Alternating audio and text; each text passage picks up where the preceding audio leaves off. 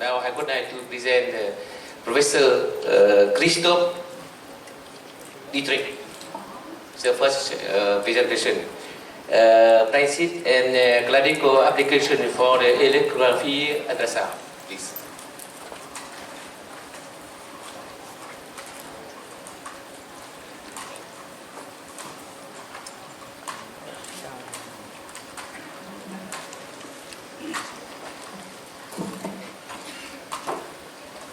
Ladies and gentlemen, thank you so much for the invitation to that beautiful country of Vietnam. I'm more than happy to be here and to discuss with you some issues of elastography. My agenda will be to give a few introductory words, a recommendation what to read about the techniques, to give examples, a few words on strain imaging, on shear-wave elastography, on staging of liver disease, and a conclusion. 2013, the European Federation of Societies for Ultrasound in Medicine and Biology, EFSUM, published guidelines on basic principles, part 1, and clinical applications. And those papers can be free to download at the EFSUM website. A little later, the World Federation of Ultrasound published also 3 guidelines on basic principles, on the liver and on the breast. And most recently on the prostate and thyroid. Professor Richard Barr was one of the responsibles for that. If I'm allowed to explain a few words, I might say that here is the term elastography or elastometry, which could be pretty much the same, but people agreed to use elastography. And there is shear-wave elastography on the left side and strain imaging on the right side. Shear-wave elastography might be transient elastography as shown in FibroScan, point shear-wave elastography using ARFI, acoustic radiation force impulse imaging, using Siemens and Philips and others, and 2D shear-wave elastography using, for example, supersonic imaging. On the other side, strain imaging is the quasi-static imaging. You press and you release and you get images by this method. So as shown, also the manufacturers have different names for different forms, what I have explained, but the terminology as explained, transient elastography, point shear-wave elastography, and 2D elastography for shear-wave elastography. This is what we talk about. And the method is best evaluated in the liver. And at Mergentheim, a very small town where I'm living, 23,000 inhabitants. I learned here in Ho Chi Minh City there are 10 million, so a little more. We have a few ultrasound machines where we learned to compare the data and to get experience. just to introduce Shear-Wave Elastography using transient elastography equipped in the FibroScan, you will get a value which is expressed, or which has been expressed in the past, in kilopascal. You might be interested, and I am as well, if elastography should be displayed in meters per second or in kilopascal. Who believes that kilopascal is the right unit? Raise your hand. Who believes meter per second is the right unit for elastography? Raise your hand. You measure velocity, so the physically appropriate term would be, since you measure velocity, meter per second. But it can be calculated in kilopascal as well. So this is the transient elastography. The advantage, almost 80% of all published data all over the world has been done with this system. The disadvantage, it does not show so far ultrasound images. So we have an advantage and a disadvantage. Point shear-wave elastography is the second most prominent feature. The second most data have been published using point shear-wave elastography, and you have a box which you cannot change, and you get reliable data. FibroScan using transient elastography, you make 10 measurements. Point shear-wave elastography, you make 10 measurements as well. And you give the median and the interquartile range, which means the value from 25% to the median and 75% to the median divided through the median. So this gives you a quality parameter of your data. A second point shear-wave elastography, here you have that Siemens platform.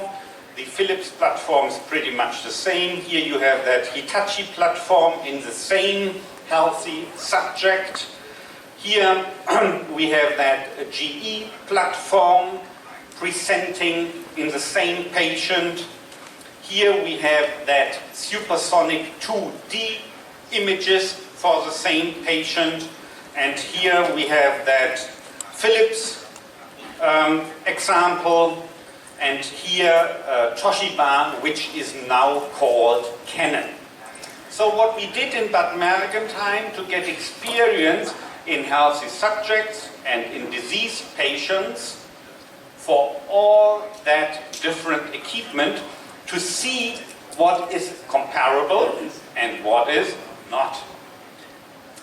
If you are interested to read details about all that techniques, go on the EFSUMP website, European Federation of Societies for Ultrasound Medicine and Biology, and you will find that table. It explains the method, the type of force, the applied force, and it gives illustrations. So still this table, even published 2013, is valid today, and it's the principle what we are talking about. Now I will introduce a few words into strain imaging. And what we talk about strain imaging, a quasi-static imaging, is that we press manually or by an instrument, by a probe, into a tissue, and the stiff tissue will get less compression, and the soft tissue can be compressed much stronger. And then you can code which is stiff or soft. No. It's no absolute value. It's a comparative value.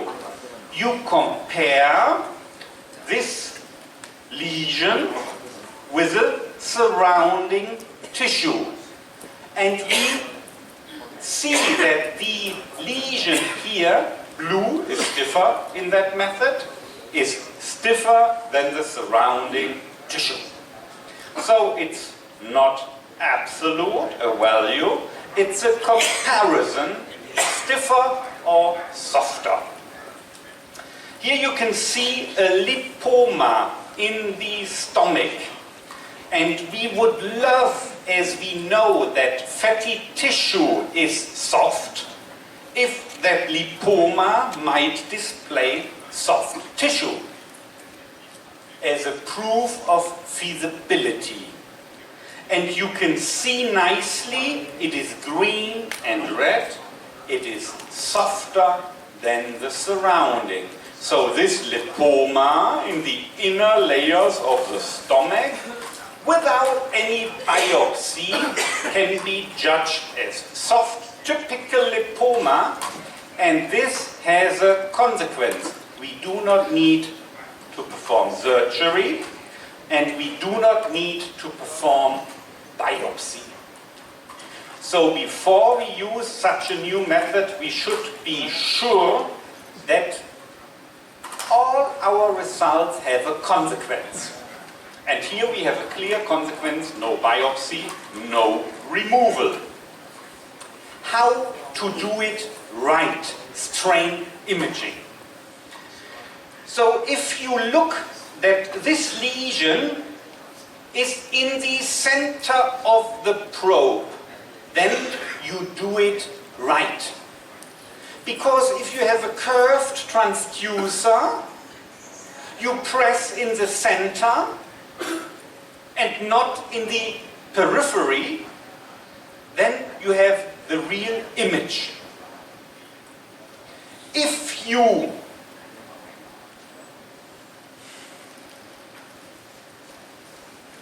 go to the periphery of a curved transducer, there is less pressure,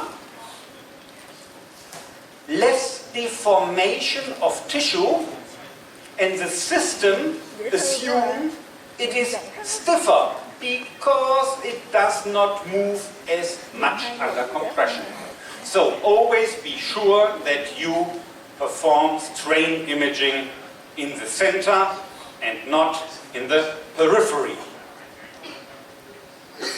Now about Shear-Wave Elastography. It's a traveling of compressional. We know that traveling of compressional waves implies change in pressure and density at different points. And the shear-wave progresses at speeds which are related to the density of the tissue. The denser the tissue, the higher the speed. Then they may be origin as compressional waves, but the shear wave is compressional wave, but the shear wave is perpendicular. It is much slower. Normal ultrasound, 1,560 meters per second in the liver, somewhat. Shear wave in the liver is much slower, 1 meter per second. Much slower, much lower signals. And the shear wave attenuation is high. So we cannot measure deep inside of a big body.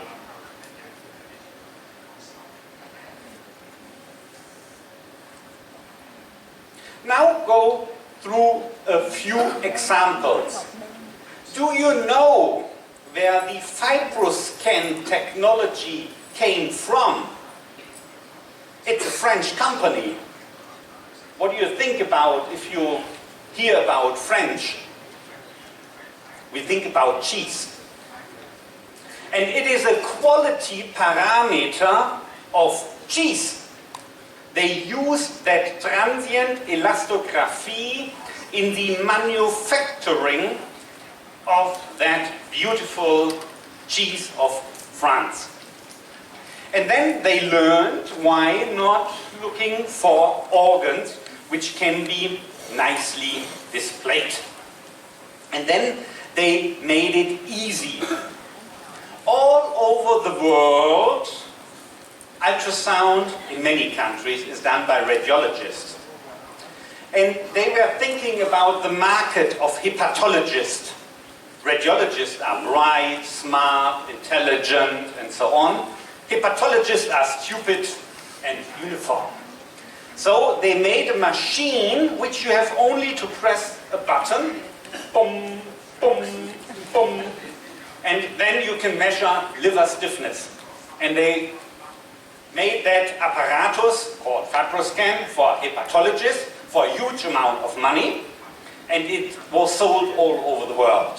And most studies, the most biopsy-proved studies, have been done by FibroScan. It is called transient elastography. Be sure, transient elastography is a shear-wave elastography. Terminology. Elastography or elastometry, shear-wave elastography, transient elastography, point shear-wave elastography, 2D shear-wave elastography, and strain imaging. Those is the terminology we are talking about. There is a mechanically induced impulse, a thump, and it is at the tissue surface. It will be displayed as kilopascal, right now also as meter per second. The measurement is by meter per second, and it is commercially implemented in echosens.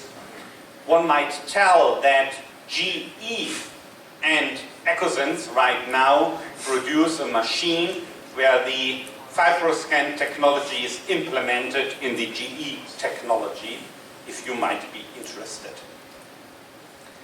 The second and more, how to say, for imaging people interesting method is the point shear-wave mode. It is implemented in an ultrasound image, and it's called point shear-wave elastography using a certain technology. And this technology is called RFI, or more complicated, acoustic radiation force impulse imaging. And that's the terminology. The applied force, it's ultrasound induced. The shear wave speed will be displayed. It can be displayed as a quantitative or qualitative measurement. It will be given in a single ROI, and it's commercially implemented right now in many manufacturers, first by Siemens, but later on also by Philips, Isarauto, Mindray, whatever. And here you can see, also one interesting difference. The FibroScan using transient elastography does not allow ascites. You have to exclude ascites beforehand. Here you can see that point shear-wave elastography might be used in patients with ascites as well. You cannot measure within the fluid, avoid it, but you can measure through the fluid in the deeper located liver.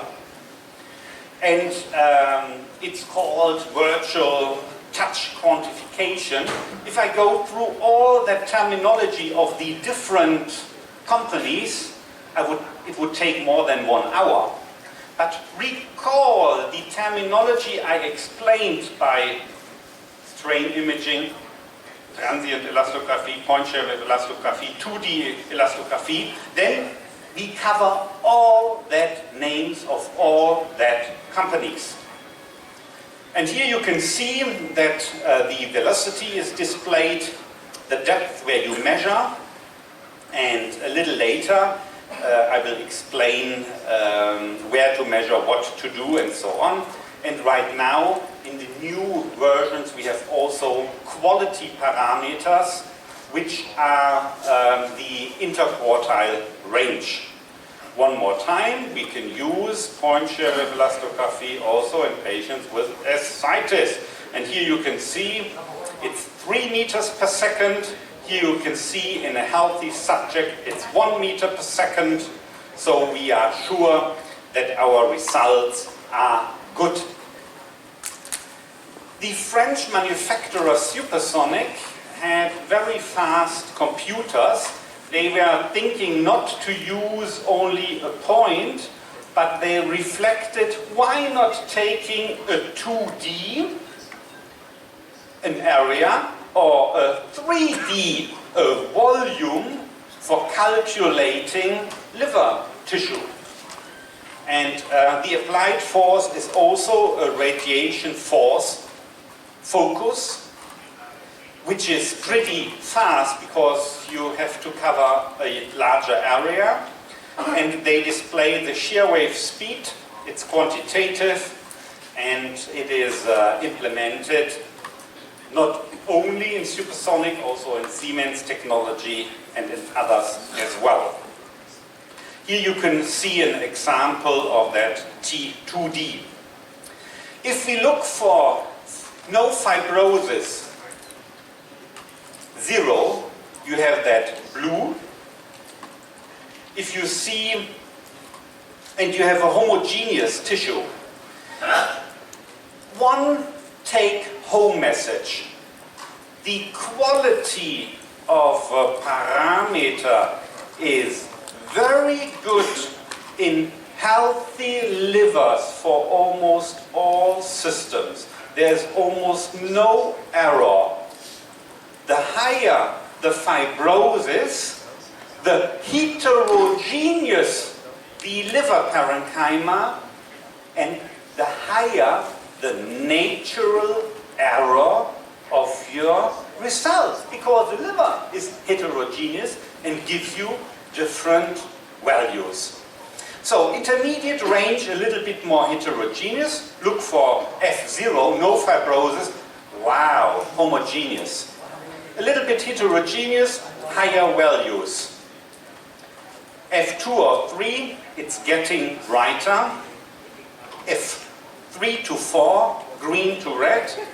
And here F4, heterogeneous, and you can not only see the quantitative value, which was 31 kilopascal, but you can see also the quality by colors. And here you can see huge values. If we have a liver cirrhosis, we are interested to exclude it or to prove it. And if a liver cirrhosis is proven, the treatment changes. Then higher values will be proportional to the risk to develop HCC, hepatocellular carcinoma. So all that values have an important issue. And there are 2 key questions we have to answer. First, to exclude cirrhosis in virus hepatitis C, because the treatment will be shorter by different drugs and no ribavirin as an additional drug. If you have cirrhosis, 8 weeks treatment for non-cirrhosis. If you have cirrhosis, at least 12-week treatment, eventually different drugs, and you have to add ribavirin to be successful. So this method has a real value in daily life. And in Germany, Europe, and I guess also in some places in the States, you are not anymore allowed to do liver biopsy, because this takes a little risk, but a little risk. You can do it without a risk, to say no or yes, liver cirrhosis. Strain imaging, that was the other method, can be also used for assessing liver fibrosis, but this is not the topic of my talk. It's a very interesting way to do it, but and there have been some good data, but it's more complicated than just pushing a button so I will not go into that. Here you can find the current ESSOM guidelines, which are free available, and the World Federation will be publishing in a few weeks also their new guidelines, and Richard Barr is the leader of this issue. During that process, we have been coming together, and we had a discussion about all that subject to make clear statements for all people over the world to come and come in a good discussion process. And sometimes we had also fun together. It was a very good collaboration. So coming together, I have been explaining about there is published evidence, very good published evidence, which has been published by the European and World Federation. I have explaining terminology, and I've been explaining examples of point Shear-Wave Elastography, transient elastography, and 2D elastography, mainly for the liver. And we had some staging examples. And finally, I hope there will be a little bit more brightness in that dark image. Thank you so much for your attention.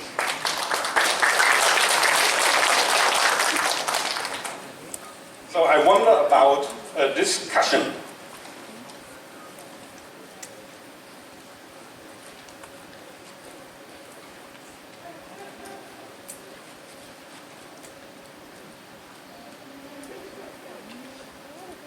There should be many comments and there should be many questions.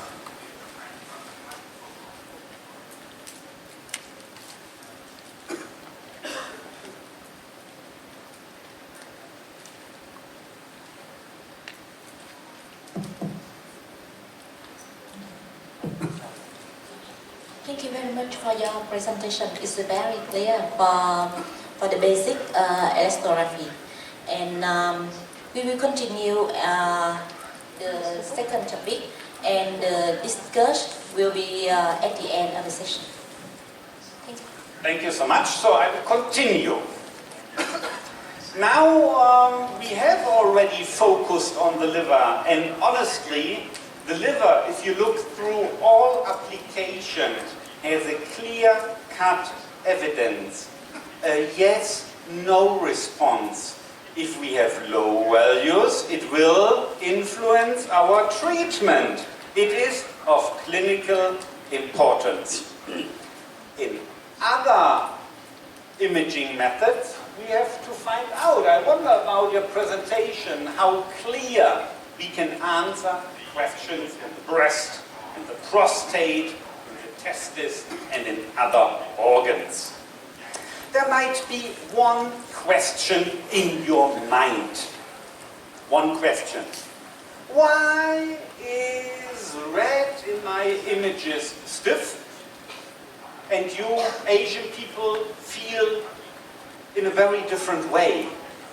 I learned that you might feel that red is dangerous, is a little bit more stiff. Here you can see at Galapagos volcanoes, you can see an eruption, and that looks dangerous. So if you feel that red should be the stiff color, you can change the button and it will be red. So don't care about, have a look to the scale and you see what is stiffer or not. We had a meeting all over the world, and we had that Western and Eastern people, and we were very peaceful together, but we couldn't find a solution which is the real red and stiff or soft tissue. And so please feel free to use the color, but indicate on the left side which scale you used. So the agenda is pretty much the same. I will go through a little bit the guidelines. I will give a few information about level of evidence, grade of recommendation, and the consensus. There will be an image of my laboratory and we will talk about the limitations of biopsy, the recommendations according to guidelines, and a few words about normal values, reliability and comparison of systems, and finally a conclusion. Where it comes from that we use elastography. So if I meet nice people like you, I would go through all of you and shake hands. Some of you will press my hand very strongly, other a little bit shy, only the fingers, and the other one I do not know. But I will learn a little bit about your character, how you present to me by shaking hands, by shaking elasticity, stiffness, how you present yourself and how I am presenting myself. And Jason, a Greek, he was palpating the liver many years ago. If you go to London, you can see in the British Museum that elasticity was a big issue 2,000 years ago. And it's even more issue right now. As mentioned, you will find those guidelines on the liver, and here you see the website where you can download not only this guideline, but also a textbook, examination technique videos on how to perform, and so on. And if you are interested, there's also a paper on normal values. We have to be sure that each company has a little bit different normal values because they use a different technology. Think at the edge. If you have values good below 6 kilopascal, if I use kilopascal, then almost all machines, if they use the right algorithm, will exclude liver cirrhosis, advanced fibrosis. If you have values above 15, almost all systems will have somewhat liver cirrhosis. So think at the edge, and then you will get some comparable data. In between, there is a huge overlap, and we have to learn for the specific machines and settings, and even an Asian population. If I'm standing in the elevator, here I feel we are bigger and larger, so some of you are smaller, so I feel that difference, and it must be also a difference in normal values in an Asian population and in an European or American population. I learned that you are even stronger than we are, so that might be of importance. Eventually you might have heard or you are familiar with a scientific value of a method. The level of evidence, the grade of recommendation, and a consensus of experienced people. The level of evidence means that something has been, how to say, is effective. So there might be sedative drugs which give you a sleep. There was a German drug, Contergan, which had a high level of evidence. It was a good sleeping pill. Grade of recommendation. It was gruesome. People who have been pregnant and were born had embryological anomalies. So even that had a high level of evidence to be a good sedative medication, the grade of recommendation should have been below zero, because the risk-benefit ratio did not allow to give such a drug. And then, if there are no published studies, there's a group of experienced doctors who come together and to raise hands to get a consensus if a new method, even not published data are available, is of advantage or not. So all that guidelines we are talking about have that 3 steps: level of evidence, grade of recommendation, risk benefit, advantage, disadvantage, measurement, and the consensus. Okay, I already showed that image, and Xinbu Shui was Chinese. I met in China. He spent 4 years with me, and some of the data we got is also due to his really energy. Thank you, Shui. The limitations of biopsy, there is a risk, a small risk, but it's not zero, that there might be bleeding, infection, whatever. And there is a second problem. Look to that liver. This is a fibrous strand. And the biopsy in the liver with that fibrous strands could be at the edge. You can see no fibrous strand. If the patient has fibrosis, you can see here, it was next to the fibrous strand and does not display any. So it would be almost no fibrosis. If you go into the center, you get the whole fibrous strand in your biopsy. You can see, wow, this is liver cirrhosis. But there has been normal parenchyma in between. So looking where you have that biopsy, you could get F0 up to liver cirrhosis. So there is not only a risk of a liver biopsy, there is also the danger to get no representative material, because the specimen is so small. And here you can see from 0 to liver cirrhosis, anything could be measured. And the idea of that ultrasound method is to get a more representative sample, which is larger and might reflect better the situation in the whole entire liver. Okay, let us go through a few recommendations.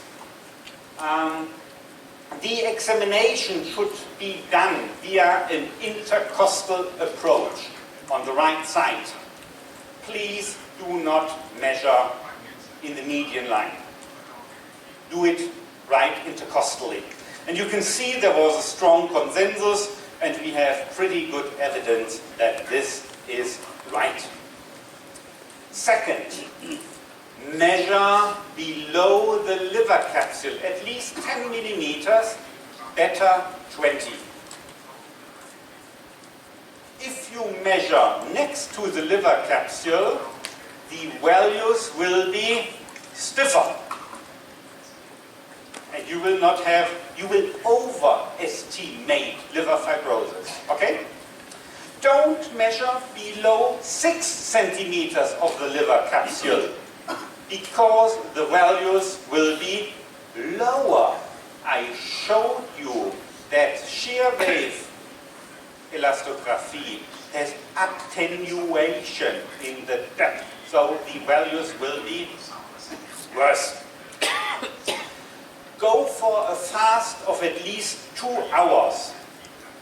3 or 4 might even be better, and a rest of 10 minutes.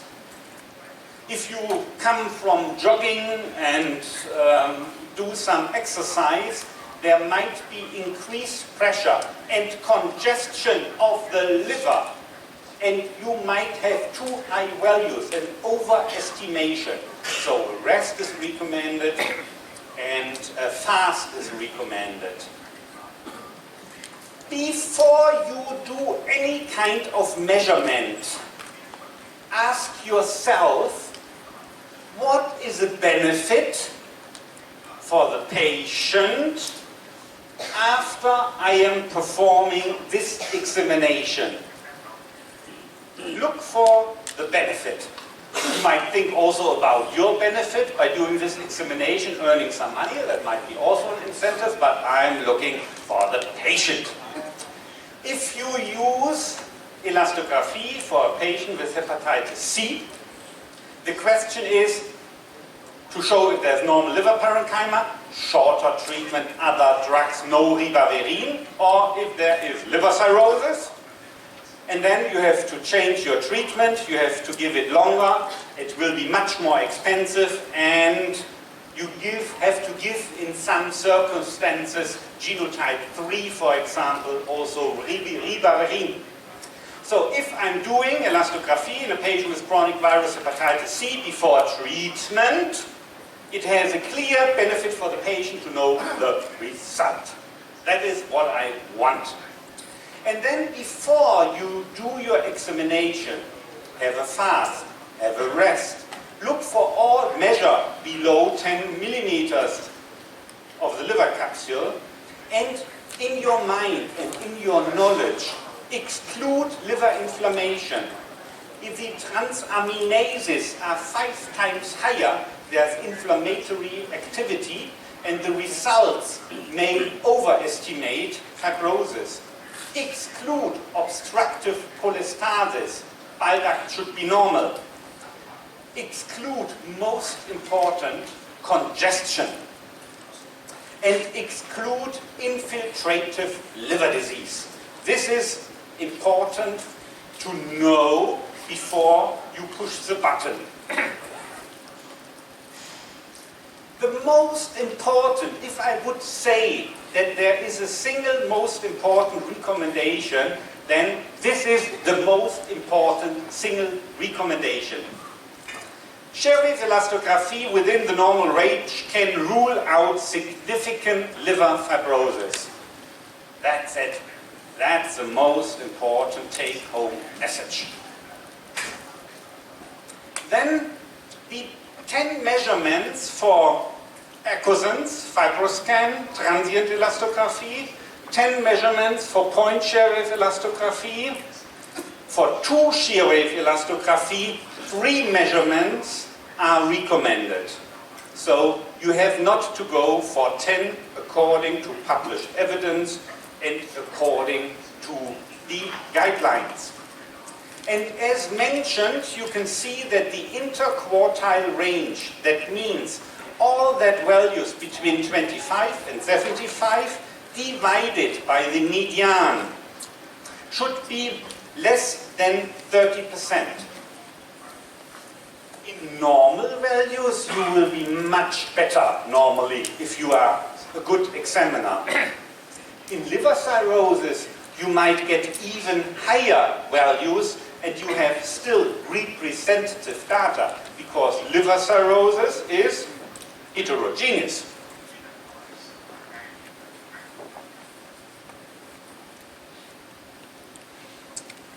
As mentioned, the median value of at least 10 measurements should be used. And I already mentioned 2D shear-wave elastography does not need those 10 measurements.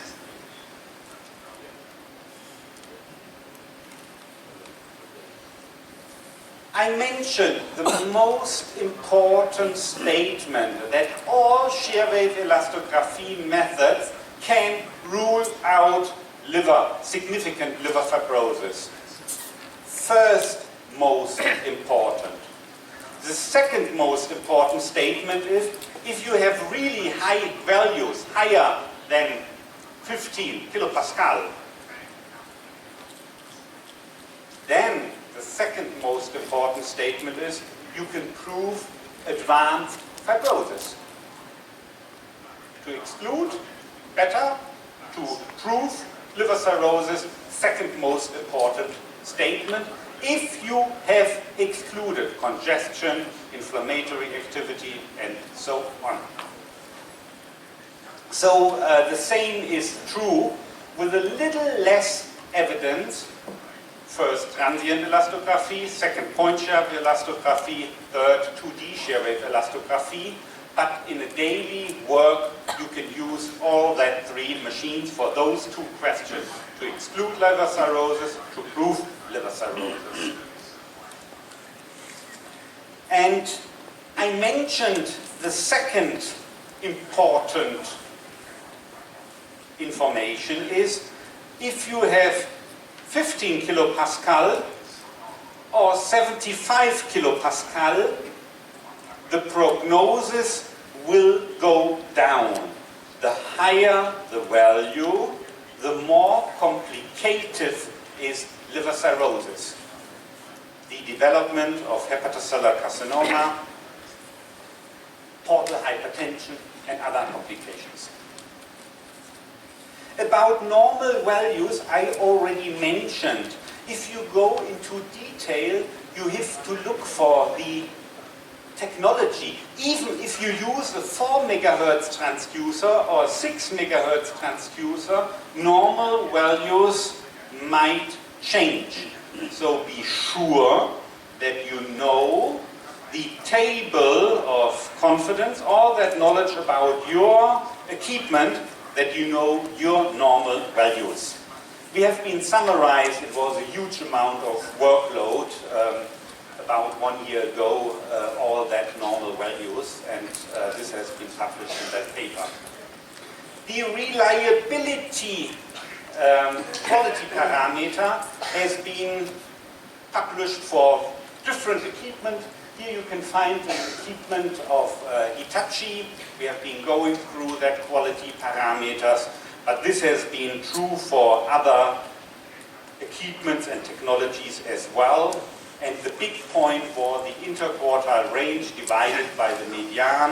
It can be displayed here as a graphic. It can be displayed as a number. Almost all systems now display it. You might ask, and what about focal liver lesions? Do we get an important information?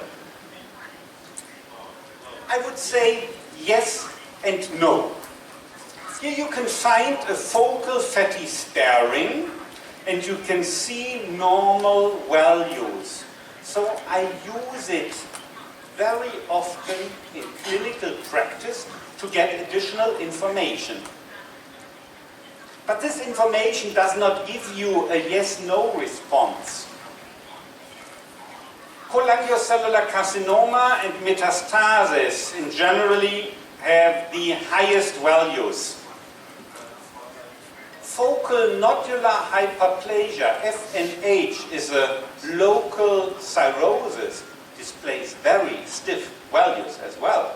So there's an overlap of benign and malignant lesions. But I'm not so much interested in the measurement of shear wave velocity within the lesion. I'm interested in almost all lesions, how the parenchyma in the surrounding. So Shear-Wave Elastography is very useful for the determination of the surrounding liver parenchyma. So that's it. And finally come to that conclusion. We have been going through the scientific evidence of the level of evidence, grade of recommendation and consensus. We have been talking about limitations of biopsy, the risk of bleeding, for example, but also the representative, very small sample size. We have been going through some recommendations, let's say 6 out of 30. If you are interested, go to the EFSOM website, you will get all that others. We have been thinking about normal values, reliability, and comparison of systems. And this is my final conclusion. And you might have seen my image before. I hope it will be a little brighter. Thank you so much. Thank you, Professor Christoph Direct, with the presentation, very interesting and update. Now we have the next